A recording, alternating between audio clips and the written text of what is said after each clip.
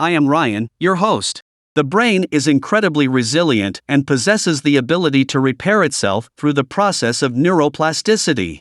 This phenomenon is a reason why many brain injuries survivors can make astounding recoveries. You're about to learn how to harness neuroplasticity after brain injury to promote your best possible recovery. Thanks for joining TBI Talk. Enhancing recovery through neuroplasticity after brain injury. For many decades, scientists believed the brain was a quote non-renewable organ and quote with a limited number of brain cells that faded as we aged. However, through advances in neurobiology, we now know that this isn't the case. In fact, researchers have discovered the exact opposite. That the brain is fluid and rewiring itself throughout your entire life, meaning it could change for the better. Your brain is constantly shaped by your experiences. Different pathways may form, whereas others may become dormant. This is because your neurons, or brain cells, rely on pathways and connections to deliver these messages that are responsible for every bodily function. When the brain sustains damage, such as from a stroke or in this case traumatic brain injury, many of these pathways are damaged and interfere with communication. Thus, without clear communication, the brain and body cannot function properly, which makes it challenging for survivors to perform daily activities. Fortunately, with the help of neuroplasticity. So can the brain heal itself after brain damage? Yes, absolutely, with the help of neuroplasticity. Neuroplasticity allows the brain to create new pathways and strengthen existing ones.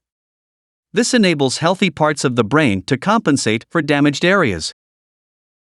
You can imagine it like this: when a street or freeway entrance has been blocked along your daily commute, GPS may suggest an alternative route.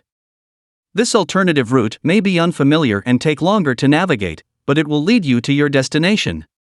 The same concept can be applied to neuroplasticity. Use it or lose it: the importance of repetition. Now you may be wondering how to activate neuroplasticity after brain injury.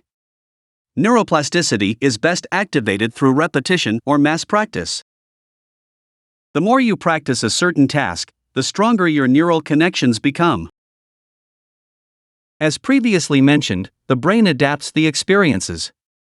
Therefore, when the brain encounters a certain experience or action repeatedly, that pathway is reinforced and strengthened. For instance, to improve your ability to walk, you should practice walking in safe environments. Additionally, there are leg exercises that you can do to strengthen your body and assist with mobility.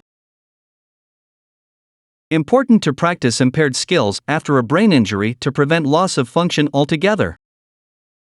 For instance, if your dominant hand was affected, you may be tempted to use your non-dominant hand, especially during meal times. However, in doing this, movement in your dominant hand can potentially diminish due to non-use. To prevent this, you must attempt to use your dominant hand as much as possible. This is where the popular phrase "use it or lose it" comes from.